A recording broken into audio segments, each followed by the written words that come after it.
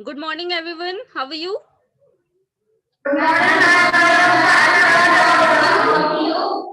I'm also fine, and you are most welcome in this session. And today we are going to start our new chapter, and this chapter is about Kingdom, Kings and Early Republic. तो ये chapter देखिए ये हमारे लिए बहुत ही important है क्योंकि फिलहाल सभी जब हम छोटे छोटे बच्चे होते हैं ना तो सभी को किंग्स के बारे में सुनना बहुत अच्छा लगता है, राजाओं के बारे में पढ़ना, उनकी लाइफ कैसी होगी, कैसे रहते होंगे वो लोग। तो ये चैप्टर हमें क्या करेगा, एक इंट्रोडक्शन देगा कि हमारे इंडिया में या फिर हमारे इस पार्ट में सबसे पहला राज्य कौन था और सबसे पहला राजा कौन था। तो हम इस चैप्टर में ही पढ़ेंगे इनके बारे में, तो इसलिए ये चैप्टर बहुत ही इंटरेस्टिंग है, सभी को ध्यान से सुनना है। ओके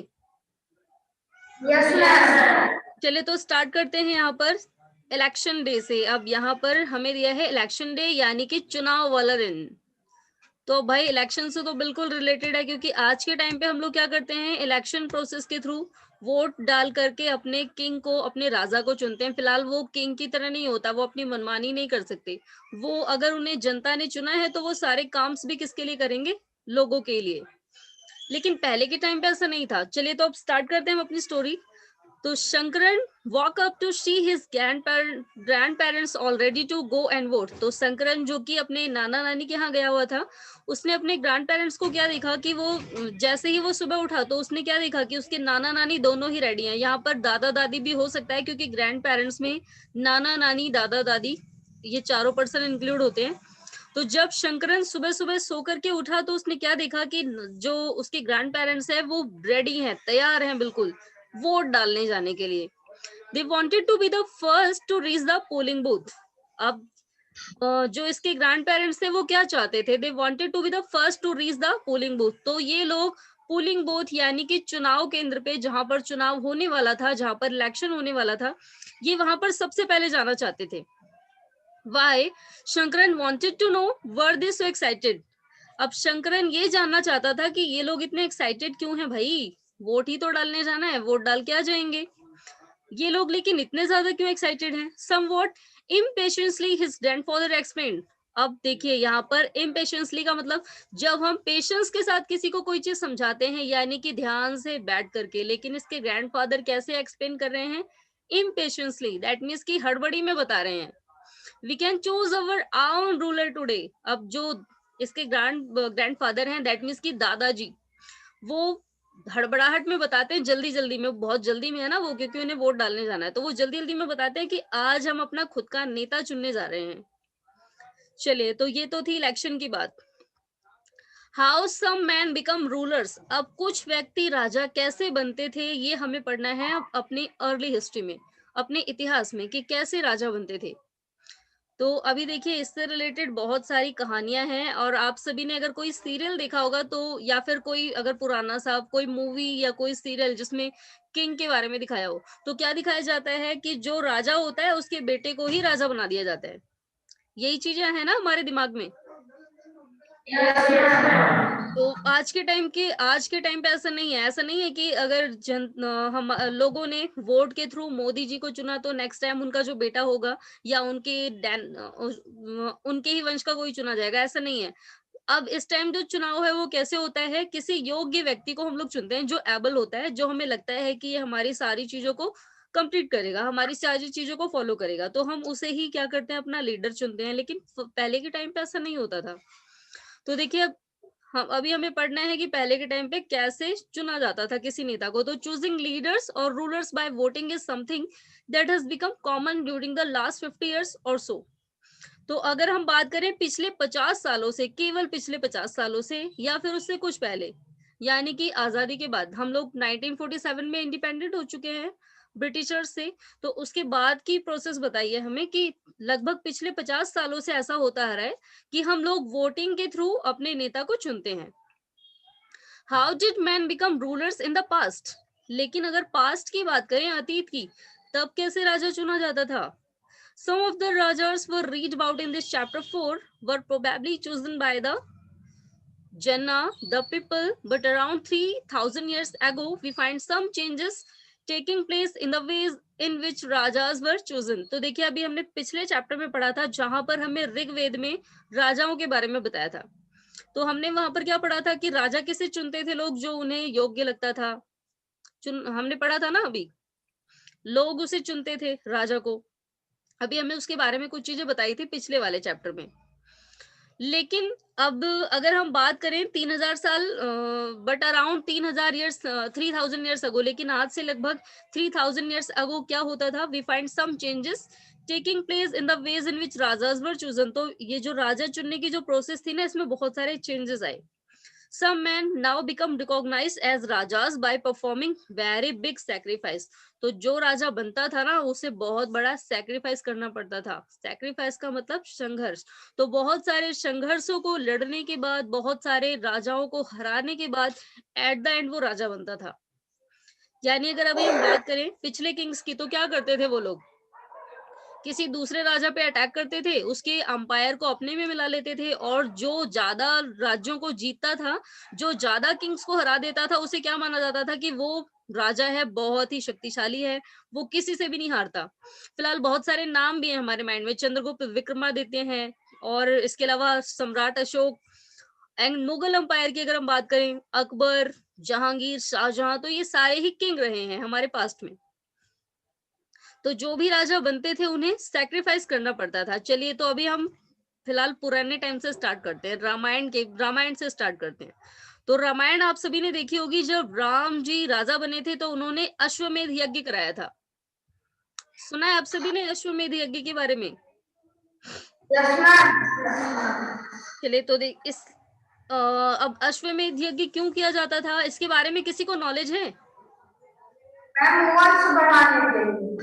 वंश बढ़ाने के लिए नहीं, केवल यही एम नहीं है, वंश बढ़ाना ही नहीं इसका एम है, और भी काफी सारे एम है। अश्वमेध यज्ञ फाइनली क्यों जाता था? चलिए, तो अभी हम चैप्टर इसमें पढ़ते हैं, टॉपिक में हमें इसमें बताया हुआ है पूरा इसके बारे में। तो अश्वमेध और हॉर्स सैक्रिफाइस, यानी कि यहाँ पर डायरेक्टली हॉर्स का, घोड़े का बलिदान देना है। तो हॉर्स सैक्रिफाइस या अश्वमेध यज्ञ, हम इसको किसी भी नाम से जान सकते हैं। फिलहाल ये हमारे पास्ट में पॉपुलर है अश्वमेध यज्ञ के नाम से। तो was one such ritual. Ritual का मतलब होता है धार्मिक रीति रिवाज या धार्मिक प्रक्रियाएं जो किसी धर्म से रिलेटेड होती हैं। तो a horse was let to loose to wander freely and it was guarded by the rajas man. तो इसमें किया जाता था अश्वमेध यज्ञ में, सबसे पहले एक घोड़ा सेलेक्ट करते थे, एक हॉर्स सेलेक्ट किया जाता था, उसे loose to wander freely and it was guarded by the rajas men. इसे स्वतंत्र होकर के, wander freely that means wander का मतलब होता है घूमना, तो इसे फ्रीली घूमने के लिए छोड़ दिया जाता था, यानी कि वो जहां मर्जी वहां जाए।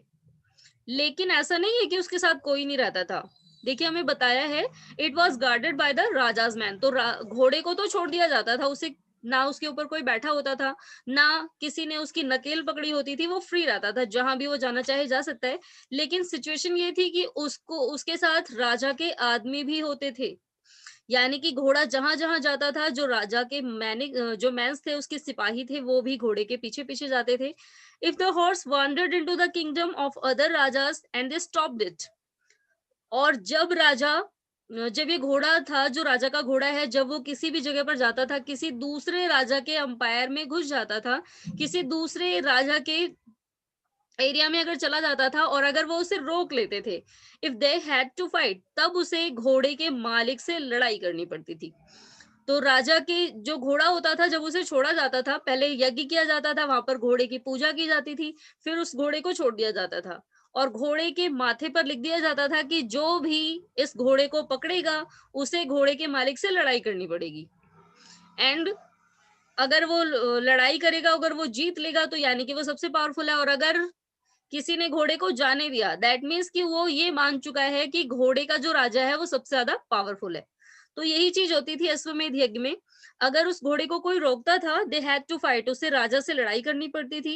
If they allowed to horse to pass, और अगर वो घोड़े को जाने देता था, it means that they accepted the rajas who wanted to perform the sacrifice was stronger than them। तो अगर कोई उस घोड़े को जाने दे रहा है, यानी कि इस घोड़े को जाने दो, जहां घूमे घूमने दो, तो यानी कि जो भी घोड़े को छोड़ दे रहा है, जो नहीं पकड़ रहा है, दैट मीन्स कि उसने राजा को क्या मान लिया कि जो घोड़े का मालिक है, जिसने इस सैक्रिफाइस को परफॉर्म किया है, जिसने अश्वमेध यज्ञ का घोड़ा छोड़ा है, वाज स्ट्रॉन्गर देन देम, वो मुझसे ज्यादा ताकतवर है, मैं उससे लड़ाई नहीं कर सकता। तो यानी कि जो घोड़े को रोक लेगा उसे लड़ाई करनी पड़ेगी, जो घोड़े को जाने देगा यानी कि वो ये मान गया है कि घोड़े वाला मालिक मुझसे ज्यादा ताकतवर है और मैं लड़ाई नहीं कर पाऊंगा। तो देखिए अब आगे आगे क्या बताया हमें, तो these rajas were then invited to the sacrifice which was performed by specially trained priests.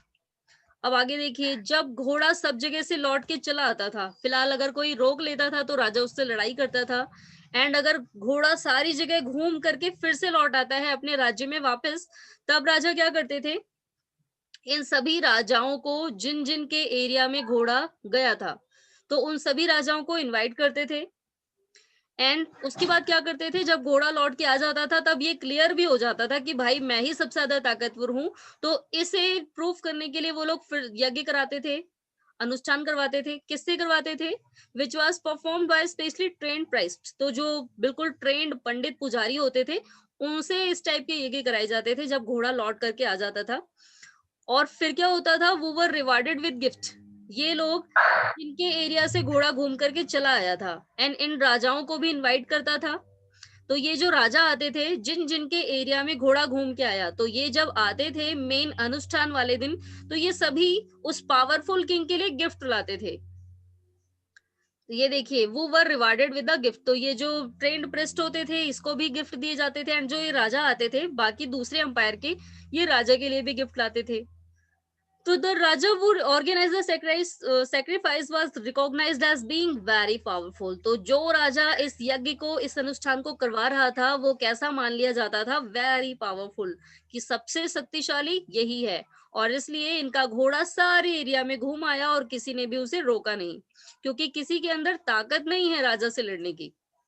तो बिल्कुल ये क्लियर हो जाता था। और एट द एंड फिर जब घोड़ा लौट के आया, राजा ने फिर से यज्ञ कराया, एंड जितने भी किंग्स आए वो सभी गिफ्ट लेकर के आए, एंड ऑल देज, वो देखिए बताया भी है, and all those who came, जितने भी लोग आए इस यज्ञ में, ब्राउट गिफ्ट फॉर हिम, सभी राजा के लिए गिफ्ट लेके आए। The Raja was a central figure in this ritual. तो अब जो राजा होता था भाई, जिसने घोड़ा छोड़ा है, वो इस रिचुअल का, इस धार्मिक कृत्य का, यानी कि इस यज्ञ का सेंट्रल फिगर, यानी कि मुख्य जो मेंबर होता था, सेंट्रल फिगर, दैट मीन्स कि इस पूरे यज्ञ में जो मुखिया है, जो हेड है, जिसके ऊपर सबसे ज्यादा ध्यान देना है, वो कौन है, राजा। तो इसका जो मेन मेंबर होता था वो राजा होता था। ही often has had a special seat. अब ऐसा ही नहीं, केवल यज्ञ ही नहीं कराया जाता था, यज्ञ करने के बाद उसको बहुत ही स्पेशल सीट दी जाती थी, एक बहुत ही स्पेशल आसन, अ थ्रोन और अ टाइगर स्किन। तो एक बड़े से सिंहासन पे बिठाया जाता था, या फिर टाइगर स्किन पे, बाघ की खाल पे बिठाया जाता था। Charioteer companion his companion in the battlefield and witnessed his exploits, chanted tales of his glory। तो देखिए, ये जो लाइन है इसमें फिलहाल बहुत सारे वर्ड ऐसे आए हैं जिनकी मीनिंग आप लोगों को नहीं पता होगी, तो इसको नोट डाउन करते चलेंगे। तो हिज चैरिटेरियर, दैट मीन्स की राजा का सारथी। सारथी कौन होता है, जो राजा को लड़ाई करने के लिए लेके जाता है, वो वाज हिज कंपेनियन। अब कंपेनियन का मतलब कौन होता है, सहचर। जैसे आप लोग अभी क्लास में बैठे हैं ना, सभी एक दूसरे के कंपेनियन है, सहभागी। जब हम लोग किसी चीज को साथ साथ बैठ के करते हैं तो this is known as companion. तो अब देखिए, ये जो राजा का चैरिटी होता था, सारथी होता था, जो कि इसका सहचर भी होता था। एंड देखिए, द बैटलफील्ड, यानी कि युद्ध के मैदान में, लड़ाई जहां पर हुई थी, तो यहाँ पर भी ये इसका साथी रहा था। एंड विटनेस्ड, विटनेस का मतलब होता है साक्षी या गवाह। तो ये एक गवाह के रूप में था वहां पर, हिज एक्सप्लॉइट्स, दैट मीन्स कि जो राजा का विद्रोह था, जो राजा की लड़ाई थी, ये उसका गवाह रहा था। अब ये करता क्या था भाई, इसके बारे में क्यों बताया जा रहा है इतना, कि सारथी जो है वो सहचर है, उसको इतना मेन क्यों बताया, क्योंकि इस पूजा के समय, इस धार्मिक यज्ञ के समय इसका एक बहुत बड़ा रोल था। क्या रोल था, देखिए क्या करता था ये, chanted tales of his glory. Chanted का मतलब होता है गौरव गाथा गाना, बखान करना किसी चीज का। जैसे हम किसी को बहुत बड़ा चढ़ा करके बताएं, अरे वो तो इतना पढ़ने में तेज है, इतना इंटेलिजेंट है, ऐसा है, जो भी चीज, कोई भी ऐसी चीज है जो नहीं आती। तो सेम ऐसे ही जो ये राजा का सारथी था, ये भी यही करता था ये राजा का गौरव गान गुण गाथा गाता था सबके सामने, यानी कि जो दूसरे देश से जो राजा आए हैं ना उनके सामने ये क्या करते थे, अपने किंग का बखान करते थे, जितना किया था उससे ज्यादा बढ़ा चढ़ा करके।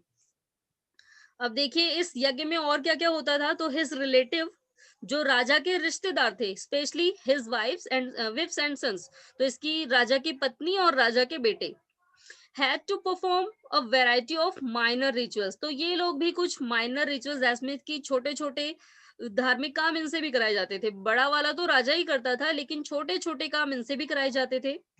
The other rajas were simply spectators who had to sit and watch the performance of the sacrifice. अब जो बाकी राजा आए थे दूसरे राज्यों से, वो क्या करते थे, the other rajas were simply spectators. Spectators का मतलब होता है तमाशा देखने वाले। जैसे आपको कोई मदारी डांस दिखाने के लिए आता है ना, बंदर का डांस, और आप लोग खड़े होकर देखते देखते हैं, तो वहां पर आपको भी स्पेक्टेटर्स कहा जाता है, तमाशा देखने वाले। तो जो बाकी जो किंग्स आते थे दूसरे राज्यों से, वो कोई काम नहीं करते थे, उनसे कोई काम नहीं कराया जाता था, वो सारी चीजों को केवल सुनते रहते थे। जो राजा का गौरव गान किया जा रहा था उसे सुनते थे, राजा की फैमिली जो पूजा पाठ करती थी उसे देखते थे। तो ये क्या करते थे, केवल ये केवल देखने वाले लोग थे जो देखने के लिए आते थे। तो ये राजा के उस सैक्रिफाइस को, उस यज्ञ को, उस अनुष्ठान को देखते थे केवल। Price perform the rituals including the sprinkling of scared water on the king. अब देखिए राजा ये जो प्रेस्ट होता था, जो पुजारी है, ये सारे रिचुअल्स को करने के बाद क्या करता था, कहते हैं ना पानी के छींटे मारते हैं, गंगा जल के छींटे, कि सब सब कुछ पवित्र हो जाए। तो ये क्या करते थे, राजा के ऊपर उस पानी को छिड़कते थे। The ordinary people the wish और वैश्य आल्सो ब्राउट गिफ्ट। अब जो साधारण लोग थे यानी कि राजा की प्रजा, तो राजा की प्रजा से जो लोग आते थे वो भी राजा के लिए गिफ्ट लेके आते थे उस दिन। इसमें विश भी होते थे। विश फिलहाल हमने पिछले वाले चैप्टर में पढ़ा था, जहां पर हमें ऋग्वेद का एक पार्ट दिया था। विश कौन होते थे, जन, जो राजा की प्रजा में रहते थे। तो ये जो विश होते थे ये भी राजा के लिए गिफ्ट लेके आते थे। However, some people, such as those who are regarded as Shudras by the priest, were excluded from many rituals. अब देखिए आगे हमें क्या बताया है, कुछ ऐसे लोग थे जिन्हें शूद्र माना जाता था। शूद्र यानी कि सबसे नीची कास्ट। फिलहाल अभी हमें इसके बारे में नेक्स्ट में पढ़ना है, नेक्स्ट टॉपिक में। तो ये जो शूद्र वर्ण होते थे, ये इनको भी कुछ काम सौंपे जाते थे और पुजारी के थ्रू। ओके, चलिए तो ये इतना टॉपिक सभी को समझ आ गया। आप लोगों को ये भी समझ आ गया कि पुराने टाइम पे राजा कैसे चुना जाता था। तो राजा का कैसे डिसाइड होता था कि कौन राजा होगा, जो सबसे ज्यादा लड़ाइयां जीतता था, यानी कि सबसे वो राजा बन, जो ज्यादा लड़ाइयां जीत लेता था राजा वही बन जाता था। तो राजा कौन होता था, मेनली जो सबसे ज्यादा ताकतवर होता था। तो यानी कि अभी आप हिस्ट्री में जितने भी किंग्स के बारे में पढ़ेंगे वो ऐसे किंग्स होंगे जो बहुत ही ताकतवर थे, और हमें उनकी लड़ाइयां भी पढ़नी है, उन्होंने किस किस को हराया। ओके, चलिए तो अब ये नेक्स्ट टॉपिक आता है, और ये फिलहाल बहुत इंपॉर्टेंट है क्योंकि ये जो टॉपिक है ना, इससे रिलेटेड बहुत सारे क्वेश्चन आपके एग्जाम में पूछे जाते हैं। तो ये पढ़ेंगे हम, और इसके बाद क्या करना है, मैं अभी आपको बस आज हमें यही वाला टॉपिक पढ़ना है। एक हमने ऊपर वाला पढ़ा है, एक ये वाला टॉपिक पढ़ना है। तो इसमें दिया है वर्ण। तो अब हमें वर्ण क्यों दिया है भाई, क्योंकि हमारा जो पुराना समाज था उसमें जो समाज था ना वो 4 कैटेगरीज में डिवाइड था। जैसे अभी आपने सिविक्स में बी आर अम्बेडकर के बारे में पढ़ा था कि उनके साथ भेदभाव किया जा रहा था, पढ़ा था ना हम सभी ने। यस, तो ये चीजें ना पहले से ही चली आ रही थी, केवल एग्जैक्टली बी आर अम्बेडकर के टाइम पे ही नहीं स्टार्ट हो गया अचानक से। ये चीजें पहले से ही चली आ रही थी जिन्हें सुधारना जरूरी था, और जो चीजें हमारे कॉन्स्टिट्यूशन बनने के साथ साथ बिल्कुल सुधर भी गई, क्योंकि अब फिलहाल कहीं भी ऐसा नहीं देखा जाता कि कोई एक दूसरे से भेदभाव करता है। तो इनकी शुरुआत कहाँ से होती है इस भेदभाव की, देखिए अब यहीं से हुई है शुरुआत। तो we have many books that were composed in north India. तो उत्तर भारत की बहुत सी किताबें हैं जो वहां पर कंपोज की गई, specially in the areas drained by the Ganga and the Yamuna. तो सबसे जो मेन जो हिस्ट्री लिखी गई है वो गंगा यमुना नदी के द्वारा बनाए गए जो मैदान है उनके आसपास के इलाकों में। तो this books are often called later Vedic. अब ये जो चीजें लिखी गई हैं इनको लेटर वैदिक कहा जाता है, यानी कि उत्तर वैदिक काल में लिखी गई हैं, यानी कि ऋग्वेद की रचना होने के बाद। तो हम जो भी पढ़ेंगे ना, ये ऋग्वेद के बाद आया है ये सारी चीजें। तो दे वर कंपोज्ड आफ्टर ऋग्वेद, ये सारी चीजें ऐसी हैं जो ऋग्वेद के बाद लिखी गई, जिनके बारे में अभी हमने चैप्टर 4 में पढ़ा था। तो this include the Samaveda, Yajurveda and Atharvaveda. तो ये देखिए अब कौन कौन सी किताबें हैं, सामवेद, यजुर्वेद एंड अथर्ववेद। तो ये सारी किताबें ऋग्वेद से पुरानी है। हमारा सबसे पुराना वेद है ऋग्वेद, जिसकी रचना ऋषियों ने की है। एंड ये जो बाकी सारे वेद हैं ये इनके बाद लिखे गए। As well as other books, these were composed by priests and described how rituals was to be performed। अब देखिए इसमें से जो मोस्टली जो बुक्स है ना, ये जो वेद हैं, इनकी रचना किसने की है? मेनली प्रिस्ट यानी कि पुजारियों ने। बाकी आम जनता ने, यानी कि जो और छोटे वर्ण हैं, उन्होंने कम की है। सबसे ज्यादा रचनाएं किसने की है? प्रिस्ट लोगों ने, पुजारियों ने। And describe how rituals were to be performed, क्योंकि इन किताबों में ये बताया है कि किसी भी धार्मिक काम को किस तरीके से करना है। और इन धार्मिक कामों को करने के बारे में केवल पंडित या पुजारी ही जानते थे। इसलिए इन सभी वेदों की जो रचना है वो अधिकतर किसने की है? पुजारियों ने। They also connected rules about society. अब इनमें हमें ये भी पता लगता है इन बुक्स के थ्रू कि हमारे समाज में शासन कैसे चलता था। अब देखिए अब ये ग्रुप कौन कौन से थे, हमें पढ़ना है कि ग्रुप्स कौन कौन से थे वैदिक काल के बाद, यानी कि ऋग्वेद की रचना करने के बाद जो है हमारा समाज 4 ग्रुप्स में डिवाइड हो गया था। कौन कौन से थे वो? तो देखिए कौन कौन सा ग्रुप था। पहला था प्रिस्ट एंड वॉरियर्स, पुजारी, योद्धा, फार्मर यानी किसान, हर्डर्स यानी कि जानवरों को चराने वाले, ट्रेडर्स यानी कि व्यापारी जो किसी चीज सामान को बेचते या खरीदते थे, क्राफ्ट पर्सन जो हैंडीक्राफ्ट करते हैं, हाथों से कोई चीज बनाते हैं, एंड लेबरर्स यानी कि मजदूर वर्ग जो मजदूरी करते थे, फिशिंग मछली पकड़ने वाले, फोक यानी कि फोक क्या होता है? शास्त्रीय संगीत जो गाते हैं, शास्त्रीय नहीं, जो किसी पर्टिकुलर एरिया से रिलेटेड जो नाच गाना करते हैं वो, एंड फॉरेस्ट पीपल यानी कि जंगल के निवासी। Some priest and warriors were rich, इसमें से कुछ पुजारी और कुछ योद्धा बहुत ही पैसे वाले थे, बहुत ही रिच थे। As were some farmers and traders, और कुछ किसान और कुछ व्यापारी भी थे जो बहुत पैसे वाले थे, रिच पर्सन थे। Other including many herders, craft person, labourers, fishing folk and hunters, gatherers were poor. अब गरीब कौन था? देखिए कौन कौन से लोग गरीब हैं। हर्डर्स यानी कि जानवरों को चराने वाले लोग, क्राफ्ट पर्सन जो हैंडीक्राफ्ट का काम करते थे, लैबरर्स मजदूर लोग गरीब थे, फिशिंग फॉक जो मछली पकड़ते थे, एंड जो हंटर गैदरर्स थे। तो ये सारे ऐसे ग्रुप थे जो गरीब थे। अब देखिए जो प्रेस्ट हैं इन्होंने क्या किया, ये सारे लोग रहते थे उस टाइम के समाज में। अब इन्हीं लोगों से 4 अलग अलग ग्रुप बना दिए। अब देखिए किसी को बहुत ज्यादा इंपॉर्टेंट बना दिया, किसी को सबसे नीचे का ग्रुप बना दिया। तो कौन गया इस ग्रुप में सबसे नीचे? तो देखिए हमारे जो पुजारी थे उन्होंने इन ग्रुप्स को 4 वर्णों में डिवाइड किया। तो ये थी वर्ण व्यवस्था, वर्ण अरेंजमेंट। तो अकॉर्डिंग टू देम ईच वर्ण has different set of functions, और सभी वर्णों का काम भी अलग अलग था।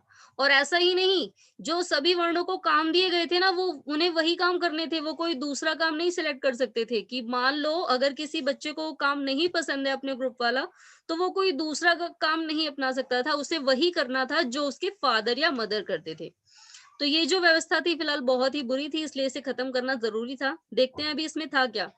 तो द फर्स्ट वर्ण वाज दैट ऑफ ब्राह्मण। अब इसमें सबसे ऊपर जो थे वो थे ब्राह्मण वर्ग, जो पंडित या पुजारी थे जो धार्मिक काम करते थे। And Brahmins were expected to study and teach the Vedas. अब जो ब्राह्मण थे यानी कि इस वर्ण व्यवस्था में सबसे ऊपर, तो इनका काम क्या था? इन्हें क्या करना था? वेदों को पढ़ना था, सारे वेदों की इनको स्टडी आनी चाहिए थी, perform sacrifices and receive gift. दूसरा, सारे धार्मिक कामों को कराना, यज्ञ कराना, अनुष्ठान कराना, पूजा कराना, एंड दूसरों से गिफ्ट लेना। तो ये सारे काम थे ब्राह्मणों के। ओके, अब देखिए दूसरे नंबर पे कौन आता है।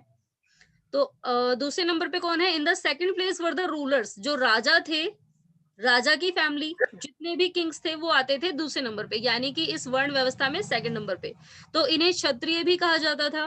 दे were expected to fight battle and protect people. अब इनसे क्या उम्मीद की जाती थी, लोग क्या सोचते थे इनके बारे में, कि ये क्या करेंगे? युद्ध लड़ेंगे और लोगों को सुरक्षित रखेंगे, अपने प्रजा के लोगों को सुरक्षा देंगे, लड़ाई करेंगे, दूसरे राजाओं से लड़ाइयां करेंगे ताकि कोई दूसरा राजा हमारे ऊपर अटैक ना करे। तो क्षत्रिय वर्ण का क्या काम था भाई? लड़ाई करना। अब नेक्स्ट इसमें आ जाते हैं विश्य यानी कि वैश्य, बनिया लोग। अब इनका काम क्या होता था? They were expected to be farmers, herders and traders. तो इसमें कौन कौन आते थे? किसान, हर्डर्स यानी कि चरवाहे जो जानवरों को चराते थे, एंड ट्रेडर्स यानी कि व्यापारी। तो वैश्य यानी कि इसमें जो मेन ग्रुप था वो था ऐसे लोगों का जो दूसरों को चीजें प्रोवाइड करते थे, यानी कि चाहे वो अनाज हो गया, चाहे वो कपड़े हो गए, चाहे वो तेल हो गया, कोई भी चीज जो दूसरों को प्रोवाइड करते थे, यही वो वर्ग था जिनसे लोगों को चीजें मिलती थी। तो ये था वैश्य वर्ग। The Kshatriya and the Vysya could perform sacrifices. अब कुछ जो वैश्य लोग थे ये भी क्या करते थे? क्षत्रियों की तरह ये भी कुछ लोग केवल लड़ाइयां करते थे। अब देखिए सबसे नीचे कौन सा वर्ण आता है? लास्ट वर्ड द शूद्र। अब लास्ट वर्ड आता है इस पूरी वर्ड व्यवस्था में, शूद्र वर्ग। वो had to serve the other three groups and could not perform any rituals. तो ये ऐसा वर्ग था जो इन बाकी तीनों को सेवा देता था, यानी कि जो ऊपर वाले तीनों वर्ग हैं, ब्राह्मण वर्ग, क्षत्रिय वर्ग और वैश्य वर्ग, तो इन तीनों को सर्व करना, दैट मीन्स कि उनकी सुरक्षा का ध्यान रखना, उनको सुविधाएं देना, उनकी सेवा करना, ये था सबसे नीचे वाले वर्ग का काम।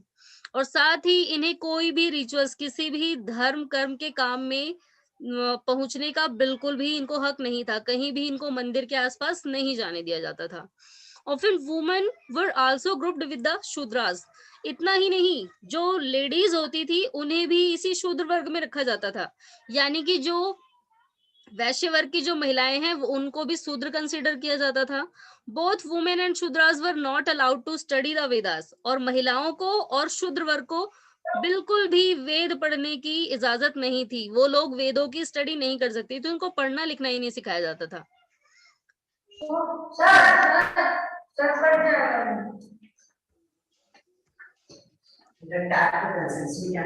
चलिए, तो ये इतना समझ आ गया सभी को?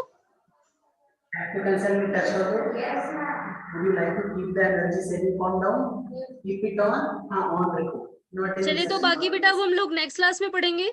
ओके, तो नेक्स्ट क्लास में हमें पढ़ना है जनपद के बारे में। अब जनपद क्या थे? जनपद और महाजनपद। तो टोटल क्योंकि यहीं से हमारा स्टार्ट होगा अंपायर। सबसे पहला जो अंपायर, जो राज्य बसा था वो मगध में ही था, मगध से स्टार्ट होता है। तो हमें क्या करना है नेक्स्ट क्लास में? जनपद और महाजनपद के बारे में पढ़ना है। और इसी महाजनपद से रिलेटेड है हमारा फर्स्ट अंपायर और फर्स्ट किंग। ओके, चलिए, तो आज के लिए इतना ही। अभी मैं आप सभी को ग्रुप में वर्ड मीनिंग सेंड करूंगी इस चैप्टर की, तो वो आपको करनी है। ओके, एंड 2 क्वेश्चन भी भेजने हैं आपको इस टॉपिक से जो आज आपने पढ़े हैं, तो उन क्वेश्चन का आंसर भी लिख के सेंड करना है। किसी को कोई डाउट? चलिए, तो बाकी हम लोग नेक्स्ट क्लास में करेंगे। Okay student, goodbye everyone.